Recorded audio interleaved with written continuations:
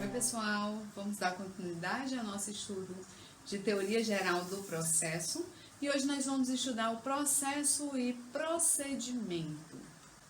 Nós temos no nosso direito processual os três institutos fundamentais, é o que nós chamamos da trilogia estrutural do processo, que é composto pela jurisdição, ação e pelo processo. O processo, ele pode ser visto sobre dois aspectos, um aspecto intrínseco e um aspecto extrínseco.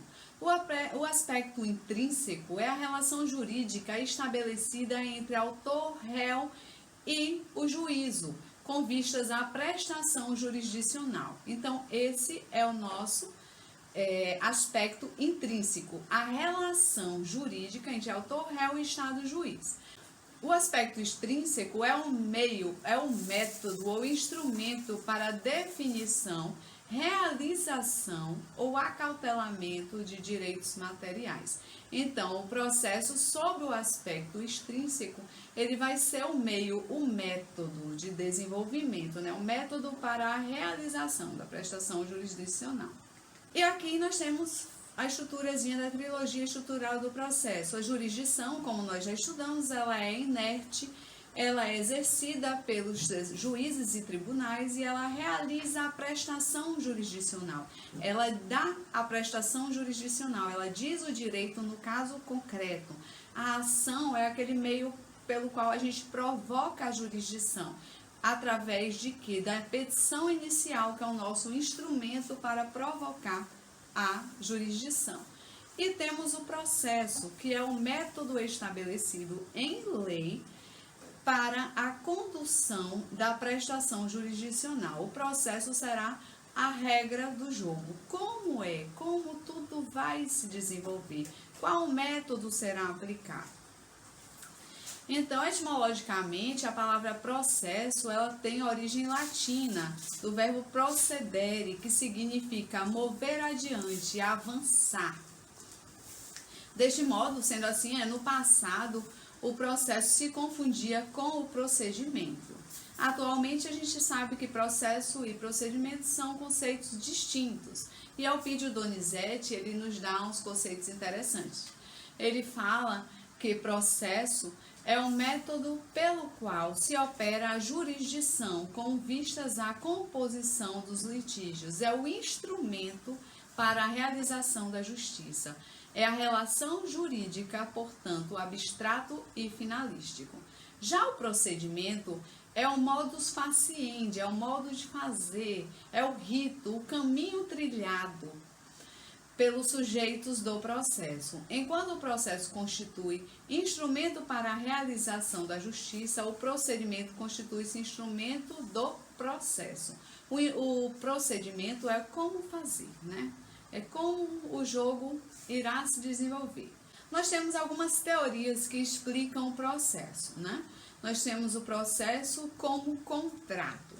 O processo como contrato nos diz que o processo é o resultado de um contrato entre as partes, no qual se obrigam a acatar a decisão jurisdicional.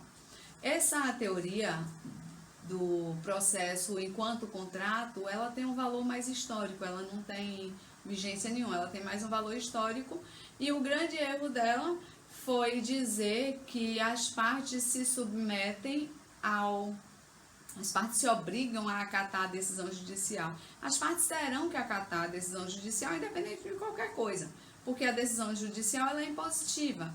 E o réu também, ele entra no processo mesmo contra a vontade dele. Porque se ele não constituir advogado e ingressar nos autos e tiver até em local incerto ou não sabido, ele poderá ser citado por edital e o processo prosseguirá, o processo seguirá independentemente da vontade dele. Assim como a decisão será imposta a ambas as partes, mesmo contra a vontade delas. Processo como quase contrato. Essa teoria entende que o processo é um instrumento do direito privado. é um quase contrato, como o próprio nome já diz, porque ao entrarem com uma ação, as partes, desde já, elas já aceitam a decisão que será proferida pelo juízo. A crítica é a mesma da outra. Então, ao entrarem com a ação, mesmo que ele fala que ela já aceita, mas independentemente de aceitação ou não, essa decisão é uma decisão que é imposta às partes litigantes. Processo como relação jurídica. Essa teoria é a mais aceita pela doutrina. A maioria da doutrina adere a essa teoria. E ela entende que o processo é uma relação jurídica entre as partes e o Estado juiz.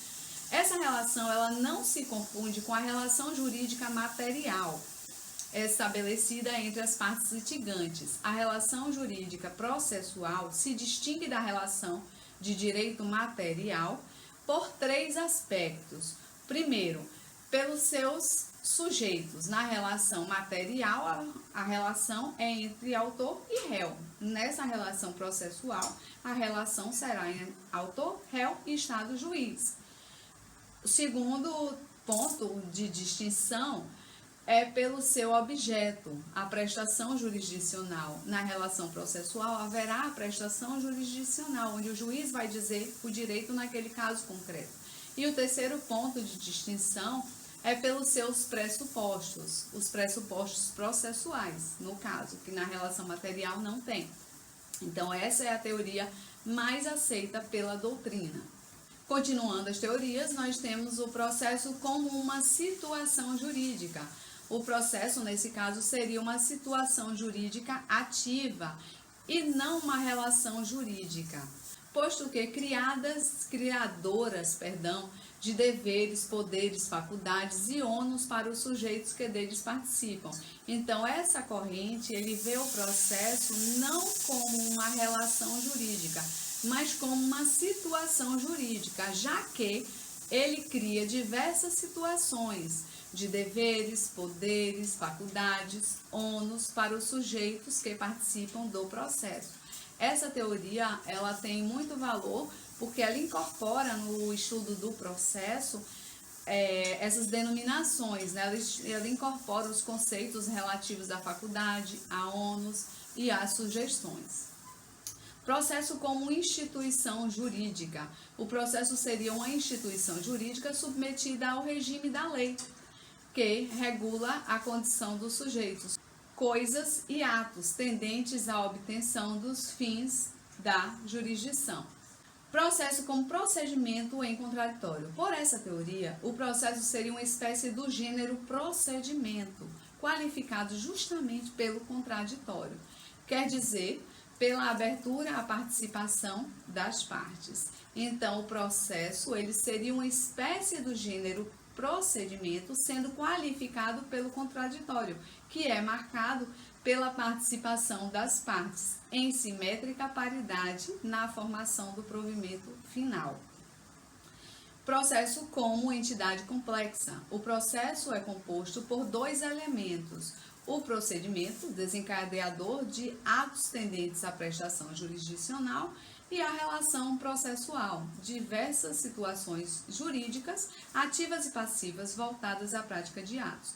O processo é, ao mesmo tempo, uma relação entre atos e uma relação entre o sujeito, conforme as palavras de Elpidio Donizete, quando ele explica o processo como entidade complexa.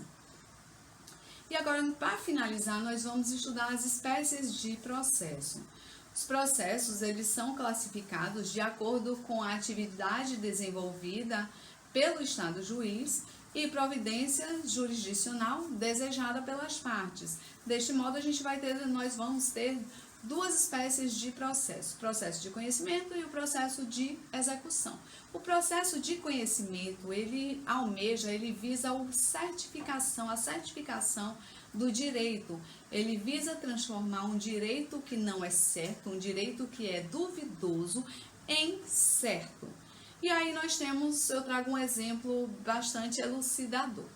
A gente tem, por exemplo, João emprestou a Maria R$600 e, em função desse empréstimo, Maria assina uma folha de caderno como recibo de que está recebendo aquela quantia em empréstimo. Vencido o prazo para pagamento, Maria não paga João. E João, após cobrar e não ter mais paciência para cobrar administrativamente, ajuiza uma ação de conhecimento para reconhecer a certificação daquele direito contra Maria. O processo transcorre normalmente, Maria é citada, intimada para a audiência de autocomposição, as partes não chegam a um acordo, o processo volta para o juízo, Maria contesta a ação, posteriormente tem a instrução, a audiência e tudo mais, e até o final, quando o juiz profere uma sentença declarando, julgando procedente o pedido de João. Nesse caso, quando o juiz julga por sentença, ele diz o direito, no caso concreto, ele entrega a prestação jurisdicional e aquele direito duvidoso de João, que João possuía, passa a ser um direito certo. Isso é uma ação de conhecimento. A outra espécie de ação que nós temos é a ação de execução, o processo de execução. No caso, o processo de execução já existe a certeza do direito e o autor está querendo apenas satisfazer o seu direito. E aí a gente continua no mesmo exemplo de João e Maria.